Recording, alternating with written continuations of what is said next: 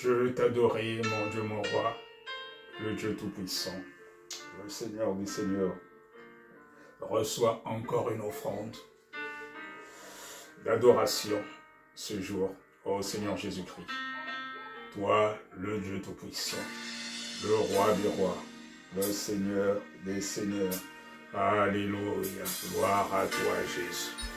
Gloire à toi, Jésus. Louange à toi, Jésus.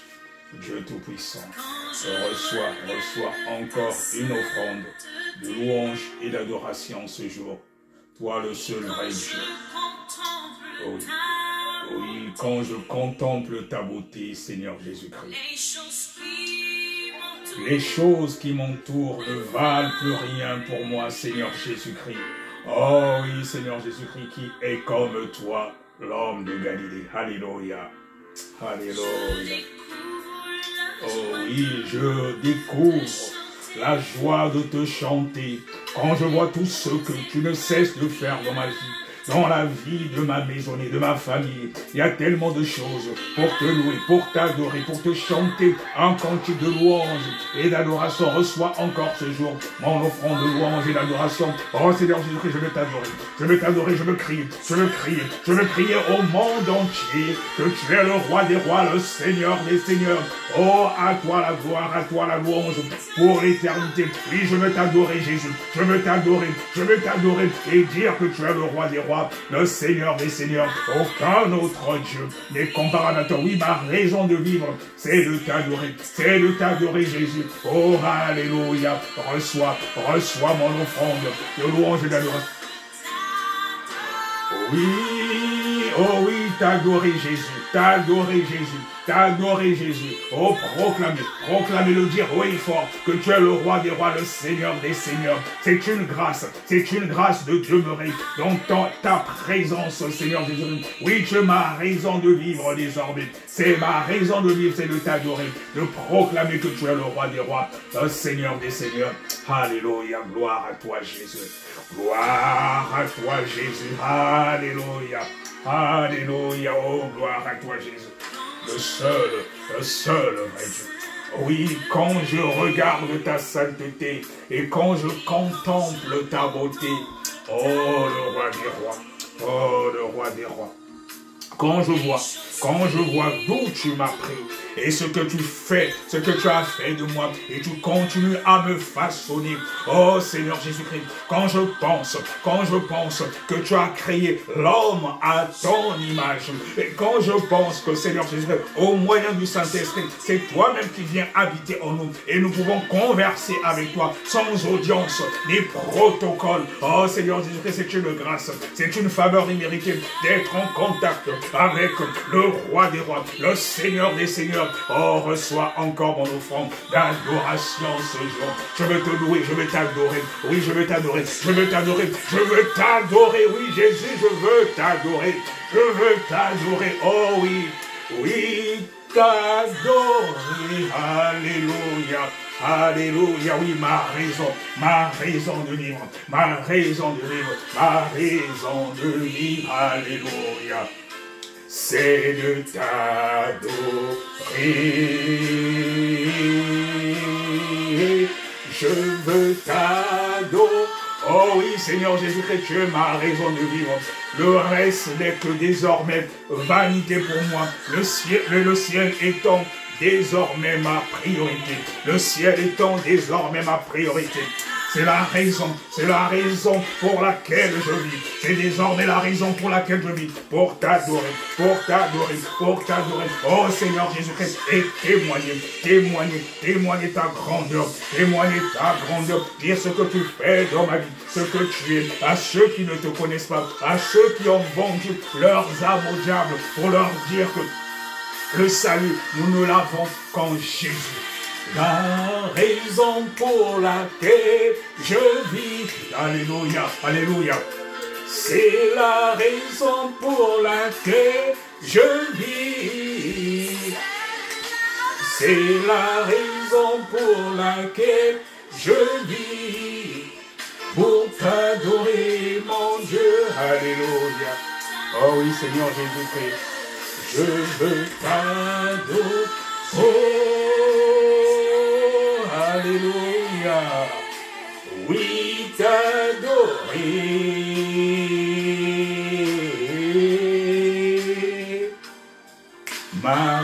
raison de vivre, alléluia, c'est de t'adorer.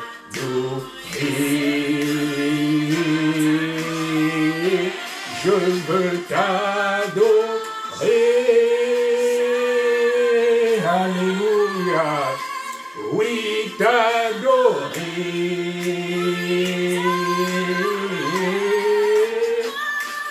C'est la raison pour laquelle je vis, alléluia. C'est la raison pour laquelle je vis. C'est la raison pour laquelle je vis, pour t'adorer, mon Dieu. C'est la raison pour laquelle je vis. C'est la raison pour laquelle je vis. Alléluia, alléluia, alléluia. C'est la raison pour laquelle je vis, pour t'adorer. Alléluia. Oui, Seigneur Jésus-Christ, c'est la raison pour laquelle je vis, pour t'adorer. Toi, le seul vrai Dieu, le roi des rois, le Seigneur des seigneurs. Père de gloire, Père de bonté, je veux maintenant m'effacer, Seigneur Jésus-Christ, que toi seul, que tu sois l'alpha et l'oméga durant cette exhortation. Que toi seul, que tu prennes la première place. Oh Seigneur Jésus-Christ, je veux m'effacer.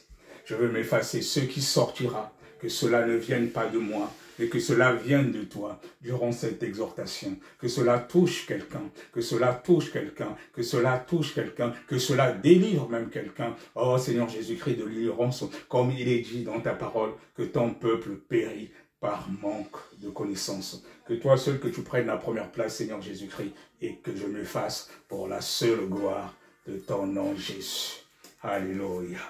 À toi la gloire pour l'éternité. Bien-aimés dans le Seigneur, Shalom. Shalom, il est tellement merveilleux notre Dieu. Et il y a beaucoup d'occasions pour l'adorer et chanter des cantiques de louange pour lui. Alors aujourd'hui, je vais faire une petite exhortation concernant la mort pour nous les chrétiens, mais aussi l'enlèvement de l'Église. Alors nous allons prendre nos Bibles et lire dans Philippiens 1, le verset 21. Philippiens 1, le verset 21. Alors qu'est-ce qu'il est dit dans la version de Louis II? Car Christ est ma vie et la mort m'est un gain. Là c'est l'apôtre Paul plutôt qui parle. Christ est ma vie et la mort m'est un gain. Quand il dit Christ est ma vie, cela veut dire quoi exactement? Cela veut dire tout simplement qu'il vit désormais pour le Christ. Christ est ma vie et la mort m'est un gain. Cela voudrait dire, peu importe les souffrances, peu importe les tribulations, peu importe les épreuves, pour l'apôtre Paul, c'était Christ est ma vie. Et quand il dit aussi donc, toujours dans la Bible, si je vis, ce n'est plus moi qui vis, mais c'est Christ qui vit en moi. Et cela devrait être le slogan de tout chrétien. Christ est ma vie et la mort m'est un gain. C'est-à-dire, quand tu vis pour Christ, les plaisirs de ce monde, tout ce qui existe dans ce monde, tu trouves désormais que c'est vanité. Tu peux vivre avec peu ou avec beaucoup, du moment que tu mets les intérêts du royaume devant, pour toi, tout le reste, ce n'est rien. Si tu manques, tu dis que c'est la volonté de Dieu. Si tu as aussi, c'est la volonté de Dieu. En fait, tu ne fais plus des choses de ce monde des priorités. Ta priorité, c'est désormais le ciel. L'apôtre Paul dit, Christ est ma vie et la mort m'est un gain. Quand nous recevons le Seigneur Jésus-Christ comme notre Seigneur et Sauveur, il vient habiter en nous au moyen du Saint-Esprit.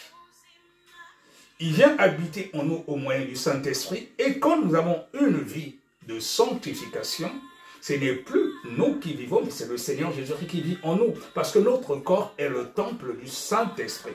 Il y a une différence entre avoir le Saint-Esprit autour de nous et avoir le Saint-Esprit en nous et autour de nous.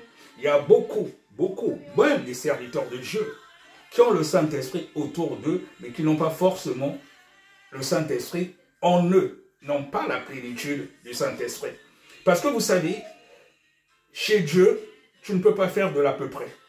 Ou tu es avec Jésus-Christ à 100%, ou tu es dans le monde. Quand tu as un pied dans le monde, un pied chez Dieu, sache que tu es dans le monde. Selon Dieu, c'est comme ça qu'il te considère. Parce que la Bible est claire que rien de souillé ne rentrera au ciel. Quand on est avec Dieu, il faut qu'on soit avec Dieu à 100%. Et l'apôtre Paul dit, Christ est ma vie et la mort m'est un gain. Pourquoi il dit la mort m'est un gain? Parce que pour l'apôtre Paul, il a compris que nous ne sommes que des pèlerins sur cette terre. Nous ne sommes que des pèlerins sur cette terre et nous avons une autre espérance. Et notre espérance, mais c'est la vie éternelle en Jésus-Christ, dans la Nouvelle Jérusalem. Alléluia. Donc, quand tu arrives à ce niveau, tu comprendras que tout ce qui est sur cette terre est vanité. Tout chrétien devait dire, comme l'apôtre Paul, Christ est ma vie et la mort m'est un gain.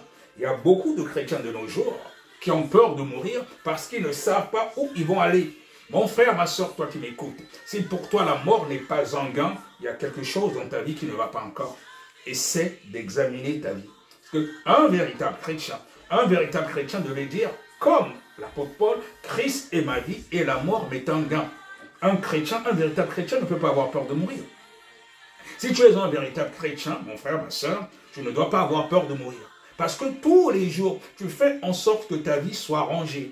Tous les jours, tu fais en sorte de marcher en conformité avec les Écritures. Tu dois attendre le Seigneur Jésus-Christ tous les jours. Il est dit dans la Bible qu'il viendra comme un voleur. Tu dois être prêt tous les jours. S'il y a un péché dans ta vie, s'il y a quelque chose encore dans ta vie qui ne l'honore pas, que ce soit par le mensonge, que ce soit par la calomnie, que ce soit par la convoitise, l'orgueil, n'importe quoi, il faut te repentir et renoncer à cela. Bien-aimé dans le Seigneur, ne garde pas le péché en toi. Le Seigneur Jésus-Christ viendra comme un voleur. Il peut arriver à n'importe quel moment. Tous les jours, il faut examiner ta vie, demander à Dieu s'il arrivait que tu venais aujourd'hui, Seigneur Jésus-Christ. Qu'est-ce qui peut m'empêcher de rentrer au ciel? Qu'est-ce qui peut m'empêcher d'être enlevé? Montre-moi mon péché afin que je renonce à cela et que tu me purifies, que tu me laves par ton sang, parce qu'il est dit que rien de souillé ne rentrera au ciel. Que personne ne te trompe, mon frère, que personne ne te trompe, ma soeur. Il ne s'agit pas d'être pasteur, apôtre, évangéliste, je ne sais quoi. Il s'agit de ta marche devant ta marche avec Jésus. S'il y a quelque chose dans ta vie qui ne va pas, qui n'est pas en conformité avec la parole de Dieu, tu as beau être pasteur ou certains bishops, voilà, comme il est dit, alors que ça n'existe même pas dans la Bible. Si tu n'as pas une vie rangée, s'il y a un seul péché en toi, rien de souillé ne rentrera au ciel. Il n'y a pas de plus grand péché. Tout péché est péché devant Dieu. Tu peux être un menteur, tu peux être un voleur. Il faut toujours te repentir. Et c'est cela justement l'évangile de grâce. Par la grâce, le Seigneur Jésus-Christ nous permet de nous repentir. Parce que c'est pendant que nous sommes encore en vie que nous devons nous repentir. S'il arrivait que la mort venait à nous frapper avec un seul péché par lequel nous ne sommes pas repentis, c'est l'enfer. C'est l'enfer. Et à ça, je te le garantis, c'est l'enfer. Rien de souillé ne rentrera au ciel. Mais le Seigneur Jésus-Christ, par sa grâce, il tarde à venir parce qu'il veut que nous puissions nous repentir. S'il y a quelque chose en toi, mon frère, ma soeur, qui ne glorifie pas encore Dieu, réponds-toi et tous les jours, arrange-toi. Dès que tu as péché, demandez que le sang de Jésus-Christ te lave parce qu'il viendra comme un voleur. Alléluia. On va encore lire dans 1 Thessaloniciens. 1 Thessaloniciens, le chapitre 4. 1 Thessaloniciens, le chapitre 4. 1 Thessaloniciens 4, des versets 16. Des versets 16 au verset 17. 1 Thessaloniciens 4, 16 à 17. Car le Seigneur lui-même a un signal donné à la voix d'un archange et au son de la trompette de Dieu descendra du ciel et les morts en Christ ressusciteront premièrement. Là, il s'agit de l'enlèvement. Ensuite, nous les vivants qui serons restés, nous serons tous ensemble enlevés avec eux sur des nuées à la rencontre du Seigneur dans les airs. Et ainsi, nous serons tous avec le Seigneur. Là, il s'agit de l'enlèvement. Il s'agit de l'enlèvement. Car le Seigneur lui-même a un signal donné à la voix d'un archange et au son de la trompette. La trompette ne va pas tarder à sonner, mon bien-aimé. Il y a beaucoup d'événements dans ce monde qui montrent que la trompette ne va pas tarder à sonner. Il y a tellement des abominations qui font qu'on se retrouve pratiquement à l'époque de Sodome et Gomorrhe. Et il y a même certaines religions qui valident des choses contre nature. Soyez certains que la trompette ne devrait pas tarder à sonner. Il y a beaucoup d'événements qui nous montrent cela. Cependant, lesquels seront enlevés? Ce n'est pas tous les chrétiens, non. Ce n'est pas tous les chrétiens. Ce sont les chrétiens qui vivent en conformité avec la parole de Dieu. Il est dit que rien de souillé ne rentrera au ciel. Il est dit de rechercher la paix avec tous et la sanctification sans laquelle personne ne verra le Seigneur. Mais la sanctification, c'est une sanctification totale. Pas à 99%, pas à 50%, une sanctification totale. Le royaume des cieux est forcé, la Bible est claire, ce sont les violents qui s'en emparent. Si tu as un pied dehors, tu es un chrétien, tu as le Saint-Esprit, tu continues encore à écouter la musique mondaine, faire beaucoup de choses qui ne glorifient pas Dieu, sois certain que tu ne seras pas enlevé. Tu ne seras pas enlevé, rien de souillé ne rentrera au ciel. Tu ne peux pas avoir le Saint-Esprit avec toi et vivre encore avec, en conformité des choses de ce monde. Un chrétien qui est affranchi, qui a réellement le Saint-Esprit, tout ce qui est en rapport avec le monde, il a le dégoût de cela. Il se sépare de cela. Et c'est cela justement l'œuvre du Saint-Esprit. De nous-mêmes, nous ne pouvons pas. Mais tu es un chrétien. Tu continues à être alcoolique, impudique, adultère, menteur, calomniateur. Tout ce qui est contraire à la volonté de Dieu, sache que si Jésus venait aujourd'hui, tu ne seras pas enlevé. Même moi qui vous parle, je m'efforce tous les jours à mener une vie de sanctification. Je demande tous les jours à mon Dieu, montre-moi s'il y a encore des choses en moi qui ne glorifient pas ton nom. Je me réponds sincèrement, je renonce et je demande au sang de Jésus-Christ de me laver, de me purifier, parce que je ne veux qu'il n'y ait rien de souillé en moi, que ce soit par mes yeux, que ce soit par mes pensées. C'est cela un chrétien, parce que notre corps est le temple du Saint-Esprit, nous devons le maintenir dans la sainteté. Dieu est saint, il ne peut pas demeurer dans un corps qui n'est pas sanctifié. Donc il regarde au cœur, mais il regarde aussi au corps. Tout en nous doit refléter la nature de Christ.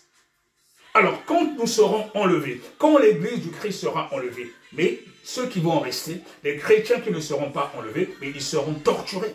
Ils seront torturés et ça sera maintenant reconnu. Puisqu'il n'y aura plus le Saint-Esprit, c'est le diable qui va maintenant régner. Il sera maintenant reconnu comme étant, l'Antéchrist va l'introniser, comme étant le Dieu tout-puissant que tout le monde va adorer. Et ça veut dire que les chrétiens qui ne seront pas, enlevés, qui auront cette malchance de ne pas être enlevés, mais ils vont vivre les tourments. Et c'est de cela que l'Apocalypse parle, de la grande tribulation.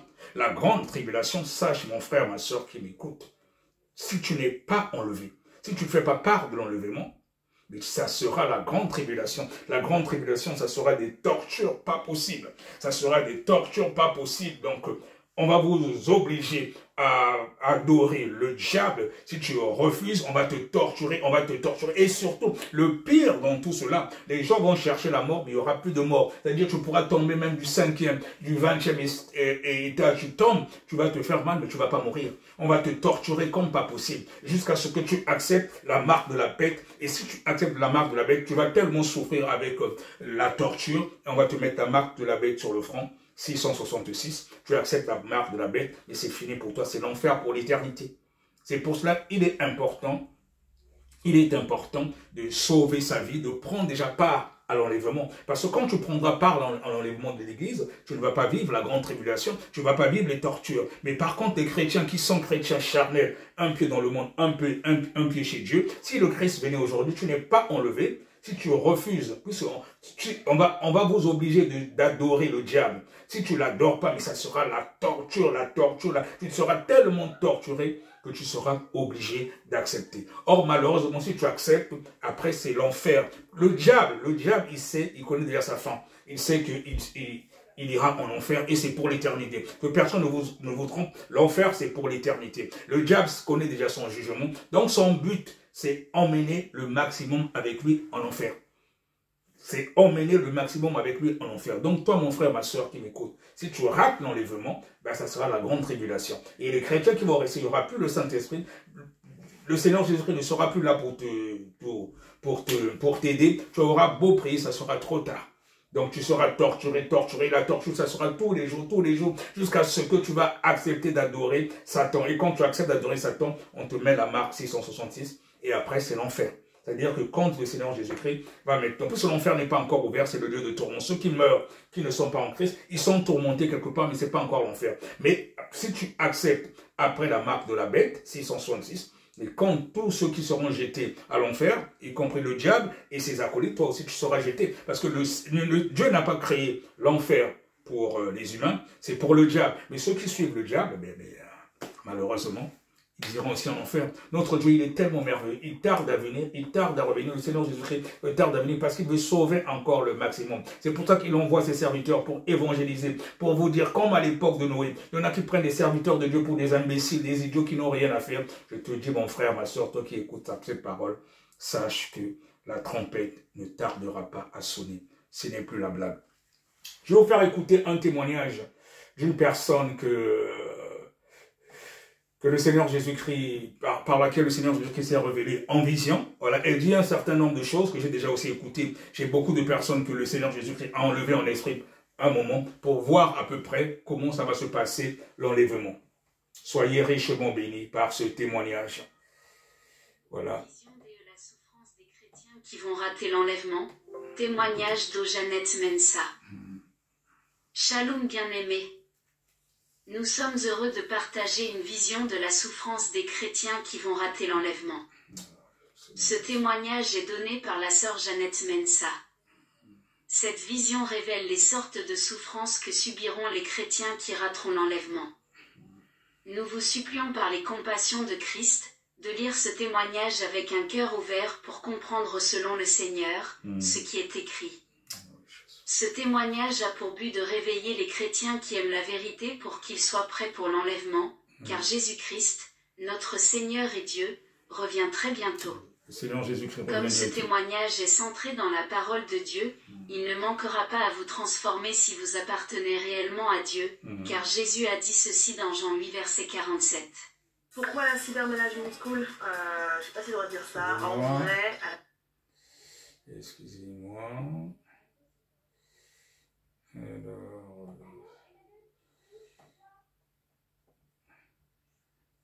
il y a eu un peu de pub là, bon ça sont les alliés, voilà.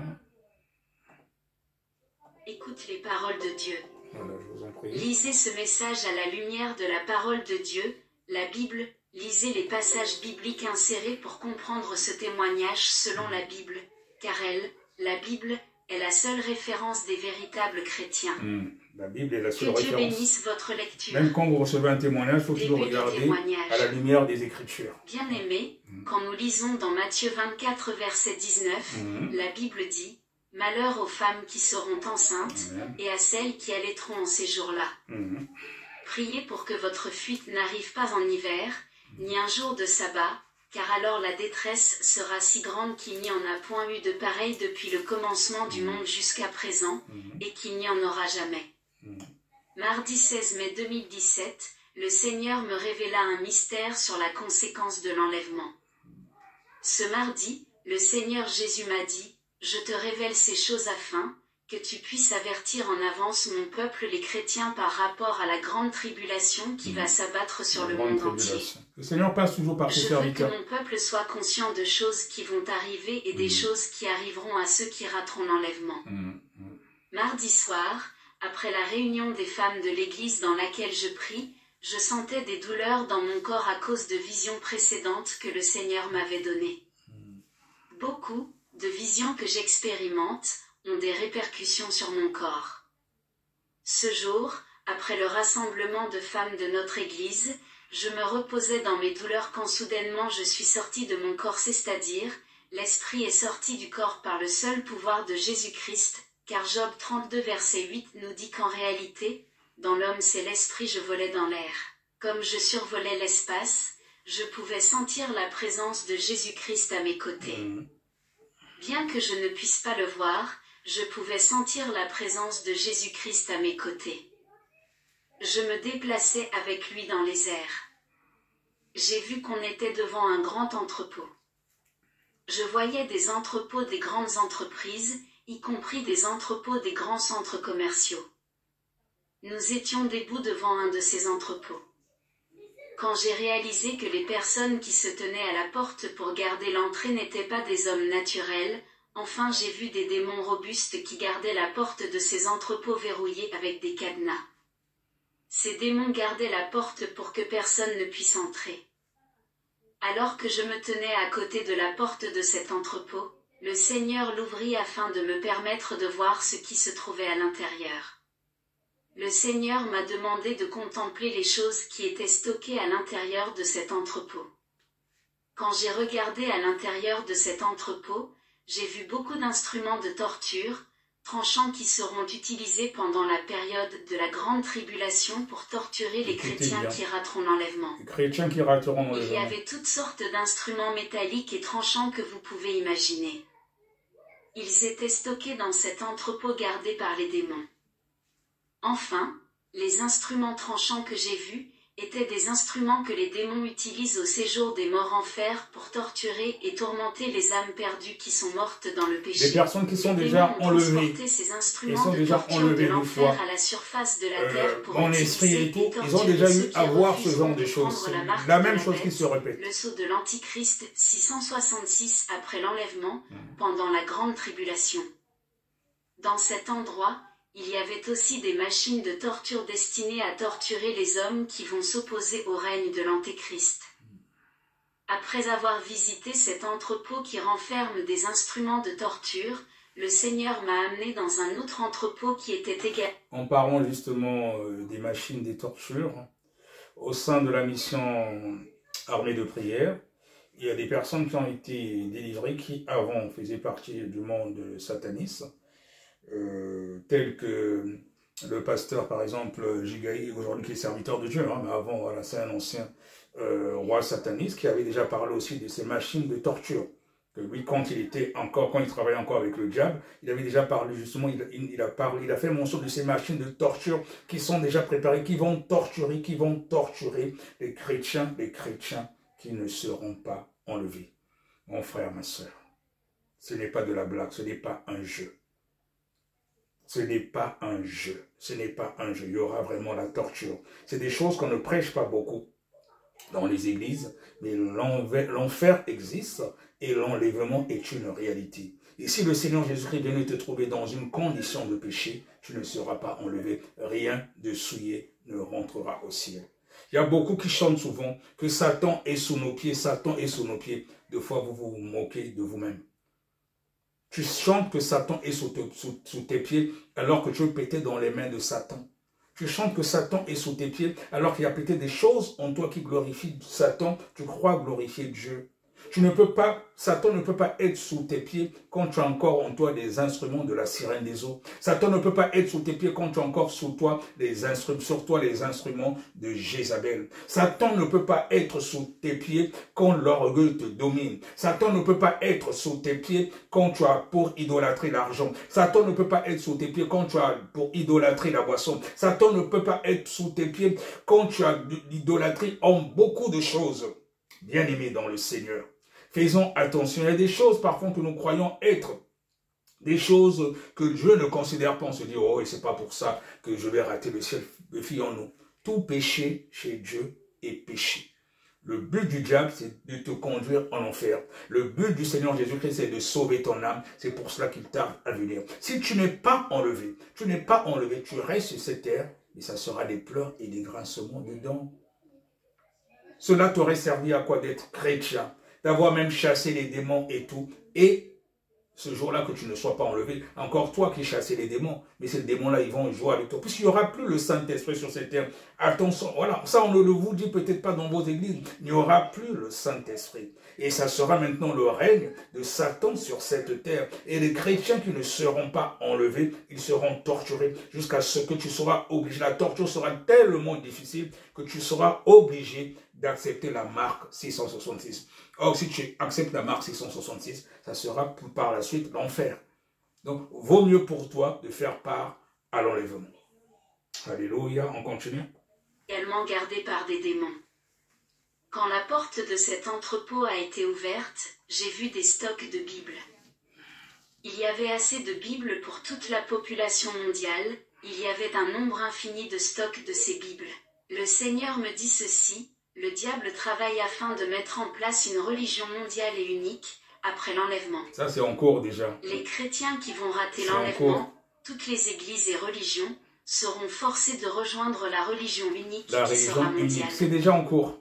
Le Seigneur continua à dire ceci. Je n'ai pas dans les histoires de religion. La Bible que tu vois est conçue pour la religion mondiale qui va regrouper toutes les grandes religions du monde comme le catholicisme, le judaïsme, l'islam et d'autres. Les hommes et les églises qui vont se joindre à la religion mondiale utiliseront ces stocks de Bibles révisés et falsifiés pendant la période de la grande tribulation. Après avoir quitté l'entrepôt où étaient stockées les nouvelles versions de la Bible révisée pour la religion mondiale, le Seigneur m'a amené dans un autre entrepôt qui est gardé aussi par des démons. Le Seigneur a ouvert le portail de cet entrepôt. J'ai vu des stocks de devises, des billets de banque et des monnaies. Ils étaient tous de la même nature. Le Seigneur me dit ceci, le stock de monnaie et devises que tu vois est la monnaie mondiale que le monde utilisera après l'enlèvement, dans la grande tribulation. Toutes les préparations sont faites, de sorte qu'après le son de la trompette qui sera sonnée par l'archange et après l'enlèvement, le système monétaire mondial sera appliqué. La monnaie unique et mondiale sera mise en circulation dans tous les pays du monde. Bien-aimés, il faut savoir que le diable et les élites mondiales qui sont en alliance et qui pactisent avec lui, font des préparatifs. Il se préparent, ils sont en train d'anticiper la trompette qui doit être sonnée par l'archange. Ils se préparent pour un contrôle total sur le monde. Le diable connaît ce que la prophétie biblique a prédit. Le diable se prépare à assumer un contrôle total sur le monde. Attendez, encore un instant. Et oui, bien aimé, ne jouons pas avec les choses de Dieu. Quand on parle de l'enlèvement de l'enfer, on prend les serviteurs de Dieu ou ceux qui évangélisent pour des idiots. Mais ce jour-là, vous allez chercher des serviteurs de Dieu, vous n'allez plus en trouver, il n'y en aura plus. Pour vous parler de l'enlèvement. 1 Thessaloniciens 4, versets 15 à 17 dit ceci, « Voici, en effet, ce que nous vous déclarons d'après la parole du Seigneur. Nous les vivants, restés pour l'avènement du Seigneur, nous ne devancerons pas ceux qui sont morts. Verset 16, « Car le Seigneur lui-même a un signal donné, à la voix d'un archange, et au son de la trompette de Dieu, descendra du ciel, et les morts en Christ ressusciteront premièrement. » Verset 17, ensuite, nous les vivants, qui serons restés, nous serons tous ensemble enlevés avec eux sur des nuées, à la rencontre du Seigneur dans les airs, et ainsi nous serons toujours avec le Seigneur. Alléluia. Après avoir visité les stocks de devises mondiales dans cet entrepôt, le Seigneur Jésus-Christ m'amena dans un autre entrepôt qui était aussi gardé par des démons. Quand Jésus a ouvert la porte afin de voir les choses qui étaient gardées à l'intérieur, j'ai vu des chaînes, je peux dire des chaînes semblables à celles qu'on utilisait pendant la traite transatlantique des esclaves. À vrai dire, les chaînes que j'ai vues dans cet entrepôt sont utilisées en enfer pour les captifs et les âmes perdues. Ces chaînes seront utilisées sur les chrétiens qui manqueront l'enlèvement, et qui voudront refuser de recevoir la marque de la bête pendant le règne de l'Antéchrist. Écoutez, chrétiens. Après l'enlèvement, ceux qui refuseront d'obtenir la marque 666 seront emportés brutalement et enchaînés avec ces chaînes. Ces chaînes seront utilisées sur n'importe quelle personne refusant de prendre la marque de la bête. Après avoir visité ces chaînes dans cet entrepôt, le Seigneur m'amena dans un autre entrepôt gardé par des démons.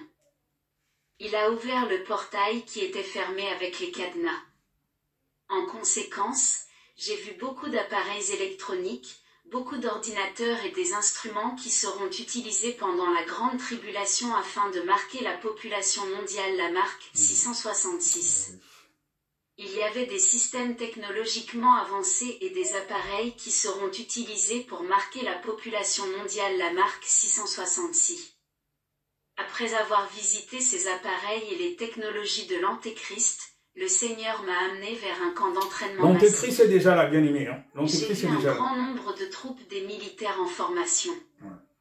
Ils étaient en train d'être entraînés La et trompette va préparés pour la bientôt période sonner. de la grande tribulation. Ce n'est plus le moment de se Vous distraire. pouvez les voir Il faut par leurs penser au apparences salut qu'ils de ton étaient âme, bien aimé. malveillants C'est ça et le plus méchants. important. Tout ce qui est dans ce monde n'est que Jésus me vanité. dit ceci. Tu mets les intérêts Vois-tu du ces royaume troupes, devant. ces soldats qui sont Même entraînés. les mêmes intérêts que Dieu va te les donner, Ils mais vont ce n'est que s'occuper vanité. des Ce n'est pas chrétiens cela la qui vont priorité. manquer La l'enlèvement priorité pendant doit la rester grande le ciel. tribulation.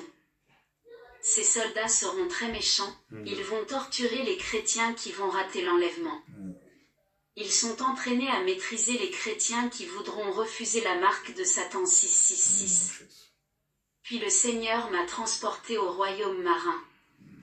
Dans la civilisation sous-marine, j'ai vu beaucoup de produits que nous utilisons sur la Terre.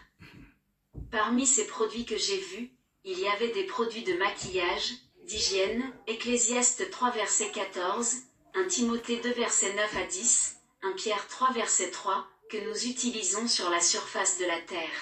Beaucoup de choses que nous Jésus dit, utilisons. ces choses que tu vois ici sont déjà en circulation. Beaucoup de choses que nous utilisons dans ce monde, ça vient du monde des eaux.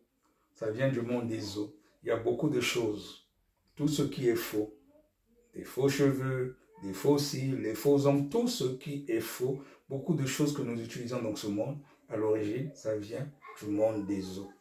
Même au niveau de nos vêtements, il y a beaucoup de choses qui sont conçues dans le monde des eaux. Des vêtements qui, au lieu d'habiller, au lieu de couvrir tout notre être qui nous déshabille, tout cela, à l'origine, ça vient du monde des eaux. Il y a un autre monde qui existe, le monde des eaux. Tout ce que le diable fait, mon bien-aimé, c'est pour te conduire en enfer. C'est sa seule mission. Il peut te donner la richesse, la prospérité, tout. C'est en réalité une malédiction. Ce n'est pas une bénédiction. Son but, c'est de prendre ton âme pour que tu ne sois pas sauvé. Voilà. Pour que tu ne sois pas sauvé. Et malheureusement, il utilise beaucoup la femme.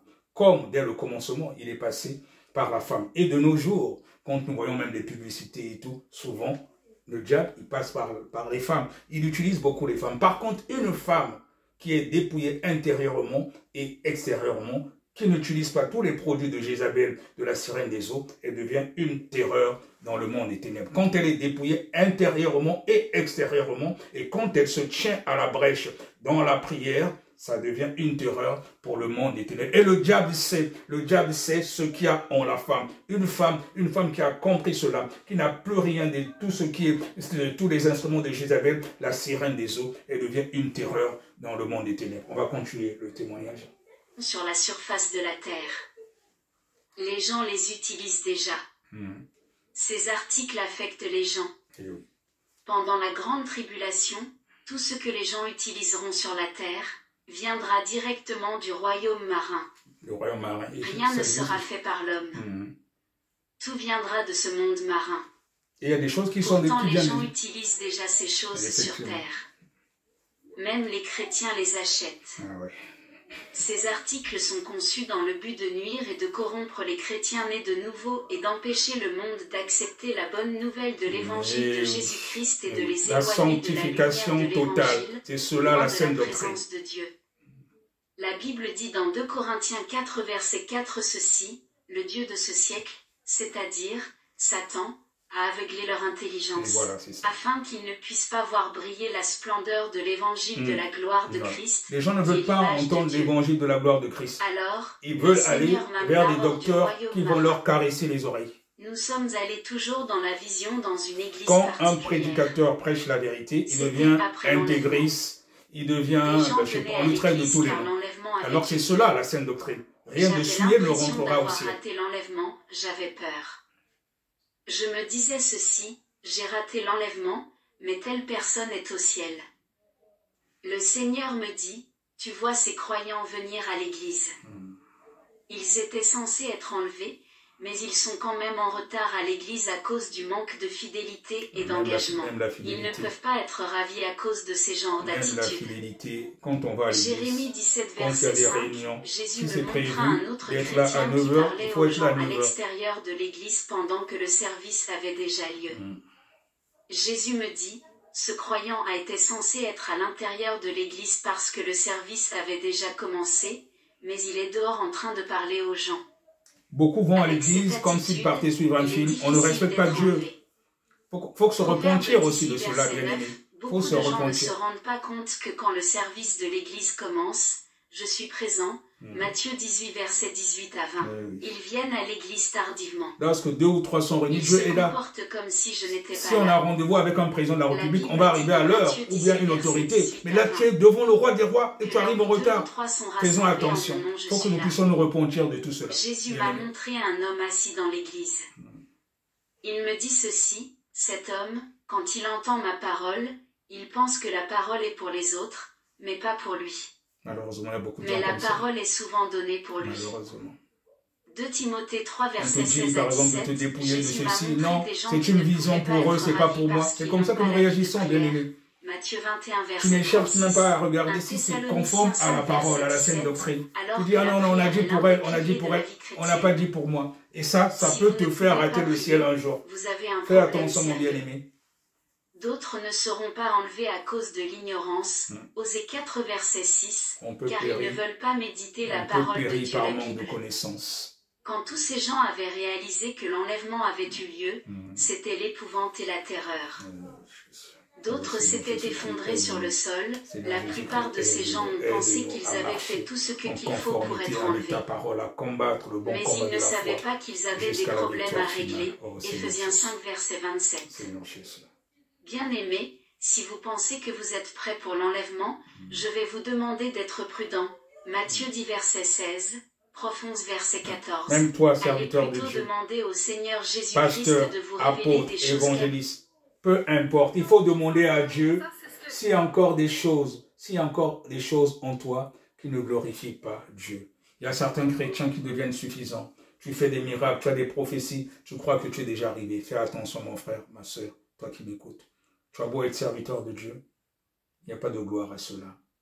Les dons, c'est juste parce que le Seigneur Jésus-Christ met de l'ordre dans l'église, il veut se révéler, mais tu n'as pas à te glorifier. C'est le Seigneur Jésus-Christ qui doit être devant.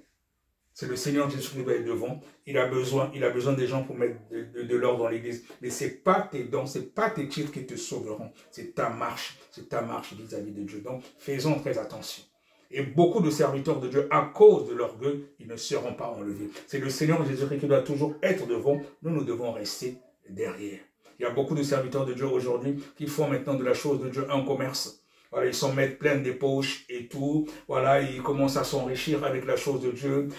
Ils commencent à tarifer certaines prestations. Il veut prier pour toi, il veut te délivrer. On dit, mais c'est des gens qui n'ont rien compris. Toi qui m'écoutes, pasteur, tu as beau être pasteur, apôtre, bishop, je ne sais quoi, tu sers le diable. Un serviteur de Dieu ne peut pas demander de l'argent à quelqu'un qui a besoin d'une délivrance, qui a besoin d'une prière. Tu n'as rien compris. Tu sers Satan, tu ne sers pas le vrai Dieu. Le véritable Dieu, le Seigneur Jésus-Christ ne nous a pas montré qu'il fallait demander de l'argent aux gens. Il dit, vous avez reçu gratuitement, donnez gratuitement. Toi qui demandes de l'argent, toi qui fais des prestations tarifées, voilà, tu n'as rien compris. Le Seigneur Jésus-Christ est venu aujourd'hui, tu ne seras pas enlevé. Je te le dis en tant que serviteur de Dieu. Tu sers le diable, tu ne sers pas le vrai Dieu. Et ce sont des gens comme vous, ce jour-là, vous direz, Seigneur, n'ai-je pas fait ceci en ton nom? Il te dira, je t'ai jamais connu. Voilà. Tu as beau être pasteur, tu as beau être apôtre, évangéliste, bishop, archibishop, je ne sais quoi, tous les titres que tu veux. Du moment que tu ne marches pas en conformité avec la parole de Dieu, avec la sainte doctrine, tu demandes de l'argent pour n'importe quoi, tu n'as rien compris, tu ne seras pas enlevé si tu continues. Il est temps pour toi de te repentir, sinon tu ne seras pas enlevé. Voilà. Que Dieu aide, que le Seigneur Jésus aide son Église. De payer les dettes, Romains 13, verset 8. Proverbe 22, verset 26, Faisons le manque attention. de faire la restitution. La restitution aussi, c'est important. Si on ne fait pas de restitution, des péchés les voilà, uns aux autres. Jacques 5, je vais verset revenir 16. sur cela. La restitution, si tu as volé, si tu as pris des choses des gens, il faut après faire la restitution pour que cela soit réparé. Tu te réponds, après tu fais la restitution. Les dettes aussi. Faisons en sorte que nous ne soyons pas vraiment endettés. Les dettes aussi peuvent faire que nous ratons l'enlèvement, que nous ne soyons pas sauvés. Non. Si tu dois quelqu'un, arrange-toi à rembourser l'argent d'autrui. Si tu ne peux pas, au moins tu t'engages à rembourser petit à petit. Mais si tu fais comme si tu t'en foutais, tu peux rater l'enlèvement à cause de ça. Le système est fait en sorte que on est endetté par-ci, par-là, faisons attention. À cause des dettes aussi, nous pouvons rater l'enlèvement. Donc faisons attention, bien aimés. Il y a beaucoup de petites choses qui feront que certains qui croient peut-être que non, ils sont arrivés. Oh, mais comment ça se fait que je n'ai pas été enlevé? Et à cause de ces choses qu'on croit être infimes pour Dieu, mais chez Dieu, tout péché est péché. Faisons attention, mes bien-aimés. Et c'est pour ça qu'il est toujours important de demander à Dieu, si tu venais aujourd'hui, qu'est-ce qui peut faire en sorte que je ne sois pas sauvé? Il te le montre, réponds-toi et renonce à cela. Et le sang de Jésus-Christ, c'est là justement la grâce. L'évangile de grâce, ce n'est pas ce que prêchent certains serviteurs de Dieu, qu'on peut vivre dans le péché, on peut être ivrogne, adultère et tout, Dieu fait grâce. Non. L'évangile de grâce, c'est pour nous permettre de nous examiner. Quand il y a quelque chose en nous qui ne glorifie pas Dieu, nous renonçons à cela et que nous demandons au sang du Seigneur Jésus-Christ de nous laver, nous purifier. Voilà, de faire en sorte que nous vivons sans péché. C'est possible. Tu examines ta vie tous les jours. Dès qu'il y a quelque chose comme toi qui ne va pas, tu te répands, tu demandes pardon et tu demandes que le sang de Jésus-Christ te lave. C'est cela la vie d'un chrétien. Verset 18, Job 31, verset 33 à 34. Ayez l'allure de vouloir découvrir ce qui peut vous empêcher à être enlevé. Quand le Seigneur m'a montré des membres de nombreuses églises qui avaient manqué l'enlèvement, je pouvais voir la consternation qui les frappait. C'est ce qui va arriver. Ils étaient désespérés. Comme au temps de Noé.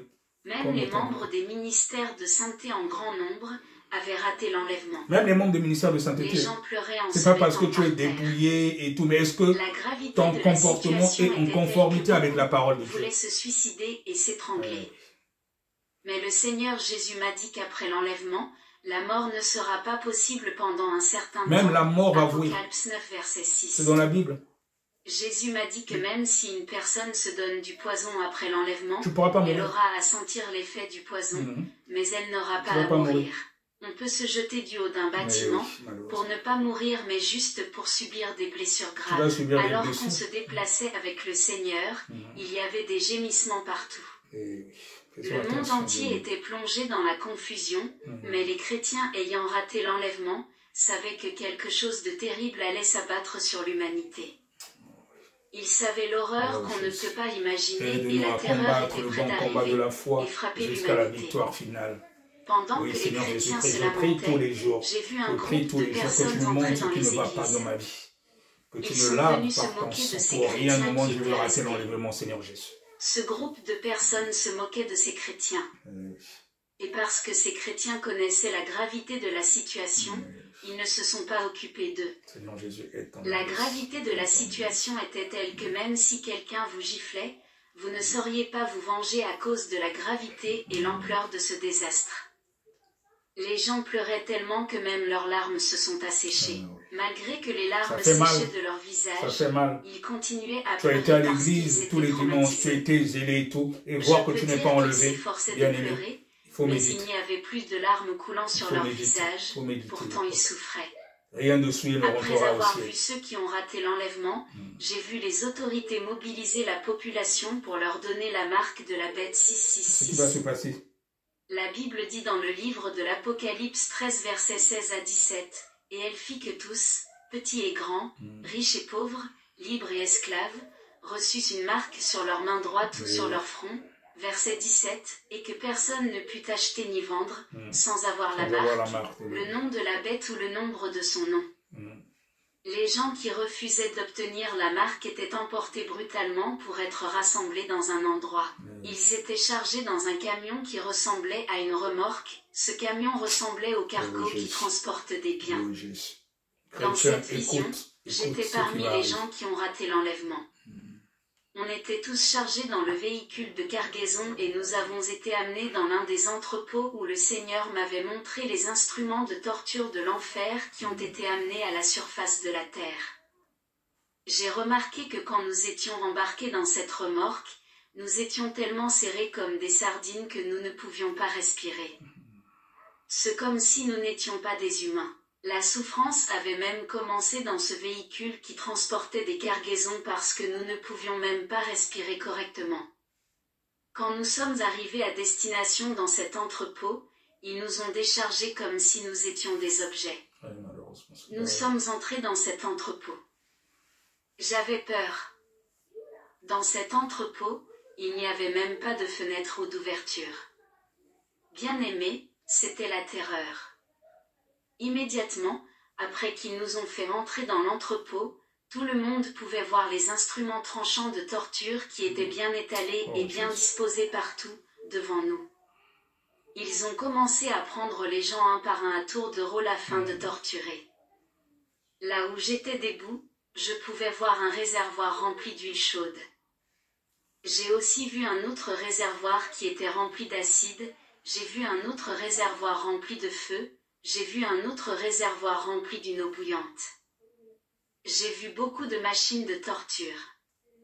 De nombreux instruments étaient là. Ils étaient destinés à nous tourmenter afin de nous forcer à accepter la marque de la bête 666. Qu'est-ce qui va se passer? Ils ont pris le premier groupe de gens pour leur faire subir la torture. Les choses se faisaient de sorte que la foule qui avait refusé la marque de l'Antéchrist 666 puisse voir et contempler cette torture, dans le but de nous faire peur pour que nous puissions accepter la marque de la bête. La foule était donc forcée d'assister et de contempler la torture du premier groupe de gens. De cette façon, les gens qui assistaient devaient avoir peur et ils devaient accepter immédiatement la... Bonjour, j'ai un message de la plus haute importance. Ça c'est la pub en même temps. C'est le diable qui fait ça aussi, alors qu'il y a des choses importantes. Voilà. Voilà donc, voilà. Continuez d'écouter. J'ai vu un homme qui a été pris de la foule, il fut jeté dans le réservoir de l'huile chaude. L'homme était brûlé par l'huile chaude. Il criait et criait, mais il ne mourait pas. Un autre homme était jeté dans le réservoir contenant l'acide. Il hurlait de toutes ses forces, mais il ne mourait pas. Un autre homme fut jeté dans l'eau bouillante. Les gens ne vont plus mourir, la souffrance va continuer. C'est comme l'enfer, c'est la souffrance éternelle. Un autre homme était placé dans cette machine de torture. Tous ces gens ont crié à cause de la torture. Le degré de ces tortures était censé les tuer, mais ils ne mouraient pas. Voilà. Cela se passait devant la foule de tous les chrétiens qui avaient raté l'enlèvement et qui avaient refusé de recevoir la marque de la bête 666 sur eux. Pendant que nous étions rentrés d'assister à ces tortures, beaucoup de chrétiens ont commencé à abandonner, ils ne pouvaient pas supporter cette horreur. J'ai vu beaucoup de chrétiens venir demander la marque de l'Antéchrist 666 parce qu'ils avaient peur de souffrir les tortures dont ils étaient témoins. Ça sera l'âme qui sera vendue pour les chrétiens ont obtenu la marque de la bête 666 une fois qu'un chrétien acceptait de recevoir la marque de la bête 666. Il était libéré, il quittait ce lieu de torture après avoir été marqué par le sceau de l'Antéchrist. Il croit être libéré, mais après c'est l'enfer. Bien-aimés, ce que nous étions en train de contempler était une horreur qu'on ne peut jamais imaginer. Nous ne pouvions jamais imaginer que nous devrions payer le prix en subissant cette souffrance pour notre salut. C'est à accent grave dire, pour entrer au ciel. Apocalypse 20 verset 4, la Bible dit ceci dans Apocalypse 14 verset 9 à 12, et un troisième ange les suivit, en disant d'une voix forte, « Si quelqu'un adore la bête et son image, et reçoit une marque sur son front ou sur sa main, verset 10, il boira, lui aussi, du vin de la fureur de Dieu, versé sans mélange dans la coupe de sa colère, et il sera tourmenté dans le feu et le soufre, devant les saints anges et devant l'agneau. Verset 11, et la fumée de leur tourment monte au siècle des siècles, et ils n'ont de repos ni jour ni nuit, ceux qui adorent la bête et son image, et quiconque reçoit la marque de son nom. Verset 12, c'est ici la persévérance des saints qui gardent les commandements de Dieu et la foi de Jésus. Pendant que nous observions la torture, un autre groupe de gens était amené dans l'entrepôt. Et quand le groupe des chrétiens qui étaient dans le réservoir contenant l'acide et le réservoir de l'eau chaude furent sortis de ces réservoirs, nous avons remarqué qu'il n'y avait plus la chair autour de leurs os, ils étaient simplement des squelettes, mais ils n'étaient pas morts. La mort ne va Ces plus gens n'avaient exister. plus de chair, mais ils n'étaient pas morts. Pareil, Il en n'y fait, aura pas de mort en ce temps-là. l'arme sera tourmentée. La Bible dit dans pour l'éternité. Apocalypse 9 verset 6 que les gens chercheront la mort, Mhm. mais la mort s'enfuira loin d'eux, ils Effectivement. souffriront beaucoup, mais ils ne seront pas morts pendant un certain moment. Certaines personnes furent placées dans les machines à torture. Cette machine enlevait la peau du corps. La couche supérieure de leur peau a été enlevée, et ce qui restait était de la chair rouge. Après que le premier groupe des chrétiens soit sorti de ce réservoir, nous ne pouvions pas les reconnaître, car ils étaient des squelettes, mais des squelettes vivants qui parlaient. Je suppose que vous n'avez jamais vu un squelette qui parle, mais dans la vision nous avions devant nous des squelettes qui pleuraient de douleur. Après cela, c'était le tour du deuxième groupe des chrétiens qui fut plongé dans ce réservoir de torture. Entre-temps, les nouveaux groupes des chrétiens arrivant étaient déchargés de la remorque pour entrer dans cet endroit des tortures. Tandis que les tortures étaient infligées au deuxième groupe des chrétiens, les gens qui attendaient leur tour abandonnaient et ne pouvaient pas supporter et accepter les tortures qu'ils voyaient. Voilà. Ils ont fini par demander de recevoir la marque de l'Antéchrist 666 et après, comme c'est conséquence, ton âme qui est ils perdue pour étaient l'éternité. libérés de cet endroit une fois qu'ils avaient reçu la marque. Quand ce fut mon tour, ils m'ont prise. Ils avaient la façon d'enlever les cheveux naturels des femmes. Ils m'ont pris et ils m'ont mis dans une machine et ont placé ma tête à l'intérieur de ces machines où il y avait de l'huile chaude. Bien-aimés, imaginez votre tête dans l'huile chaude, comment vous allez sentir? Il y avait quelque chose à l'intérieur de cette machine qui était remplie c'est ce qui d'huile va se chaude. passer réellement. Il y a déjà beaucoup de gens, beaucoup de serviteurs de Dieu qui ont reçu ce genre de Puis message. ils appuyaient sur un bouton. Par conséquent, lorsque la tête entre dans cette machine, tous les cheveux naturels sont brûlés par l'huile chaude. Imaginez juste votre tête dans l'huile chaude. C'était dur pour moi. Après m'avoir retiré de cette machine, ils m'ont amené à un autre endroit des tortures.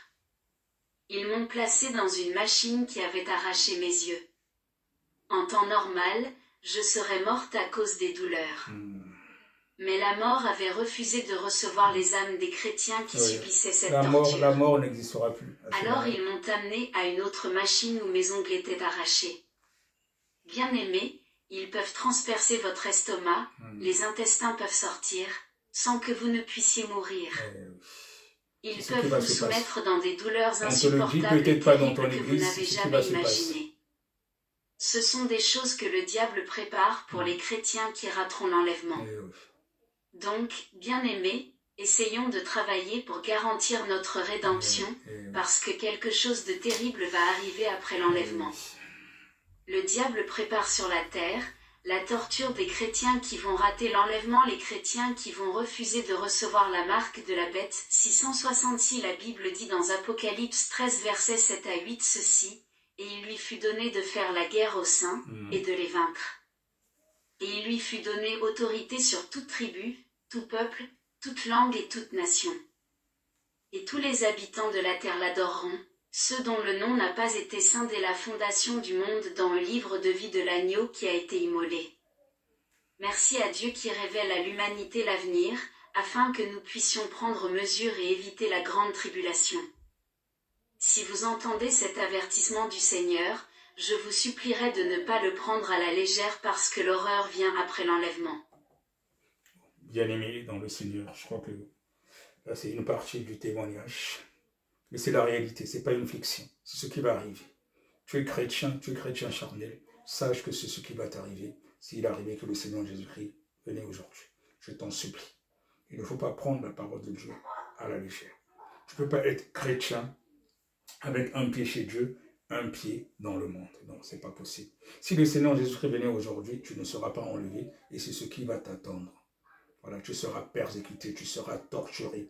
On va tellement te torturer que tu seras obligé d'accepter la marque de la bête 666 et adorer le diable. Mais le piège dans tout ça, quand tu acceptes d'adorer le diable, ça veut dire après c'est l'enfer pour l'éternité. Le diable, il sait qu'il est déjà condamné pour l'enfer pour l'éternité. Le diable, il sera en enfer pour l'éternité, il sera torturé pour l'éternité. L'enfer a été créé pour le diable et ses acolytes, pas pour les humains. Nous sommes créés à l'image de Dieu pour adorer notre Dieu. Mais ceux qui acceptent par eux-mêmes de faire allégeance à Satan, mais ils seront jetés dans les temps ardents de feu, comme le diable. Bien-aimé, je t'en supplie.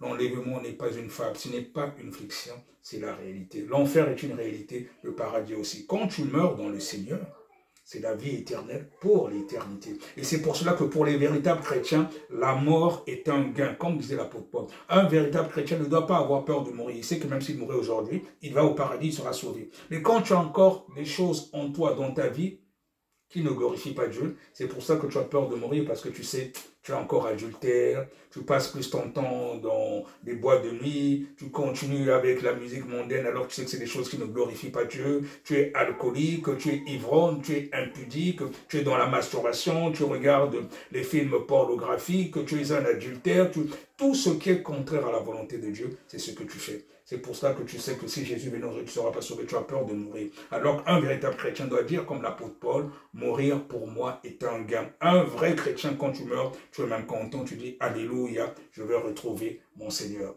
C'est pour ça qu'il est important de mettre en avant les intérêts du royaume. Quand tu as connu quelle est vraiment ton identité, tu es un véritable chrétien, tu mets en avant les intérêts du royaume, tu te dis que ce royaume, ce monde n'est pas... Nous, les véritables chrétiens, nous sommes des ambassadeurs du royaume des cieux. On est là pour prêcher le ciel, pour faire des nations des disciples de Jésus, pour sauver des âmes. Pendant que le diable et ses acolytes ils veulent emmener ces âmes en enfer, nous, les véritables chrétiens, notre mission, c'est d'emmener des âmes à Christ pour que ces âmes soient sauvées.